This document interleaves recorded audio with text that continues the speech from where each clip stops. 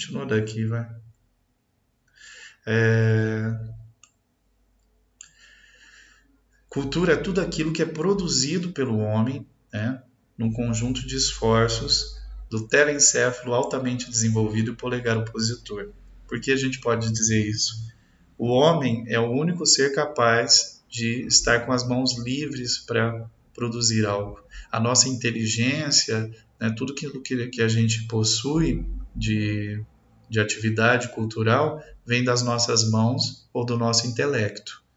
Então, observem que o homem não produz. Quando a gente fala de cultura, nós não estamos falando só de dança, música, teatro ou qualquer coisa parecida. A fabricação de uma machadinha é cultura. Lembrem-se na nossa aula desse ano ou do ano passado que nós tratamos a respeito de cultura material e imaterial. Né? Então, não existem culturas superiores, o que existe é relativismo. Isso vocês já estão carecas de saber. Vem a frase aí do Spengler, que fala sobre toda cultura tem seu próprio critério, no qual começa e termina sua validade. Não existe moral universal de nenhuma natureza. Então, acreditar que a sua cultura é superior à outra porque você possui mais tecnologia é uma falácia, né? Uma mentira. Quem está entrando agora, Diego? É uma mentira, porque não existe cultura que seja superior a outra, superior a uma outra. Relativismo cultural e etnocentrismo. Uma coisa que a gente já falou, que o europeu se sentia superior por ter mais tecnologia, né? Lembre-se que o positivismo, né, ele vem trazer a ideia de etnocentrismo, mais tarde isso vai ser aplicado nos períodos do imperialismo, da Primeira e da Segunda Guerra, e também no pós-guerra. Bom, existem muitos sociólogos que fazem crítica ao relativismo cultural. Eles falam assim, ó, se tudo é relativo, então essa afirmação também é relativa. O que eles querem dizer?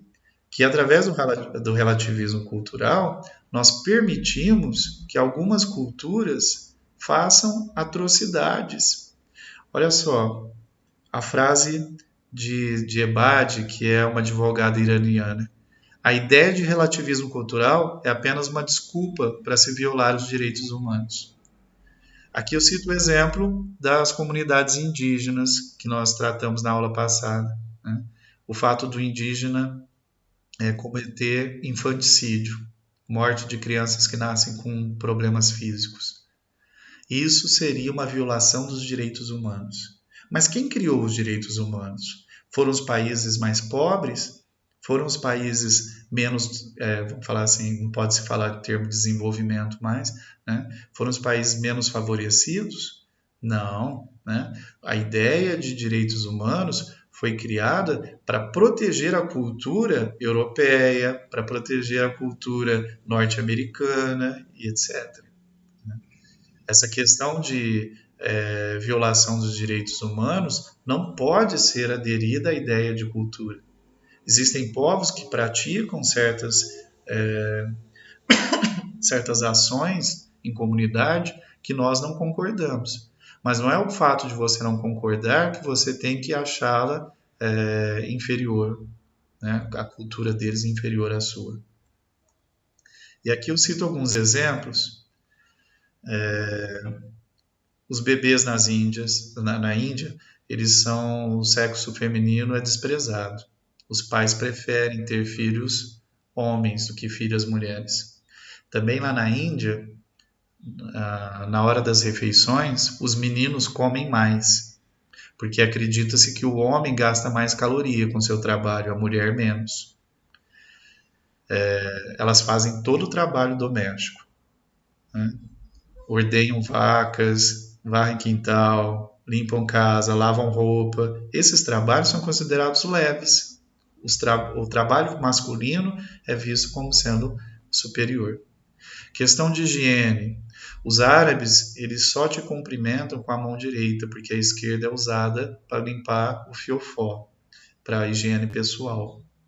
Então, cumprimentar alguém ou oferecer a alguém a mão esquerda é uma afronta, né, entre os árabes. E outra coisa, eles também não podem comer com a mão esquerda.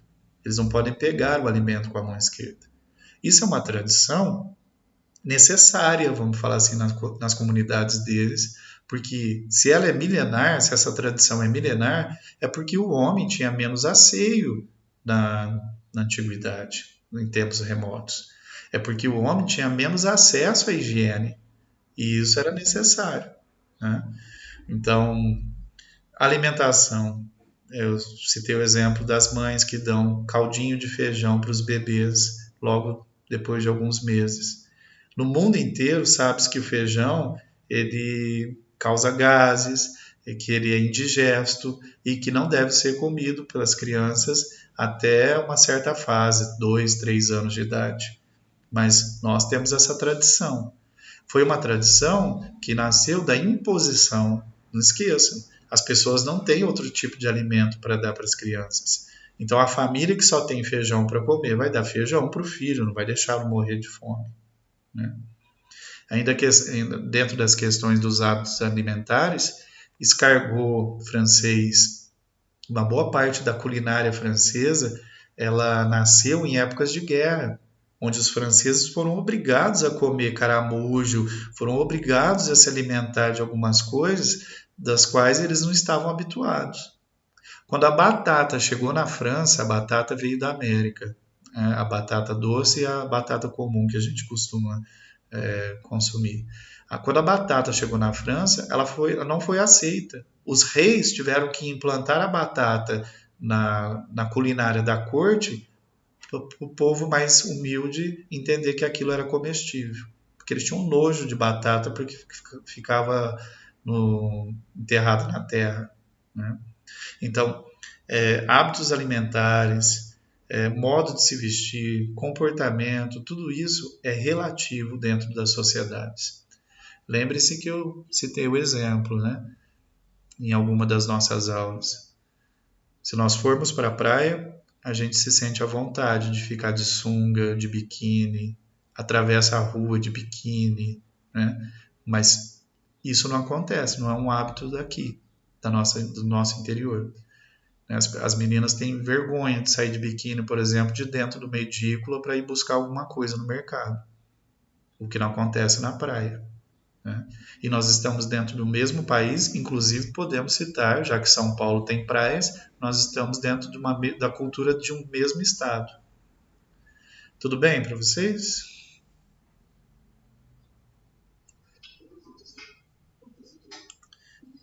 Alguma dúvida?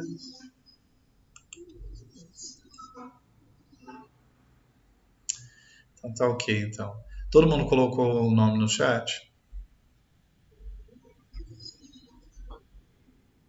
Então vai lá. Um oi só.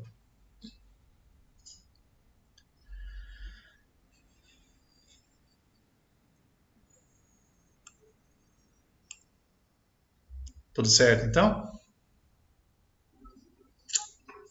Então, beleza. Boa semana para vocês. Até a semana que vem. Eu aviso se a gente for fazer aula. Tá ok. Um abraço. Tchau.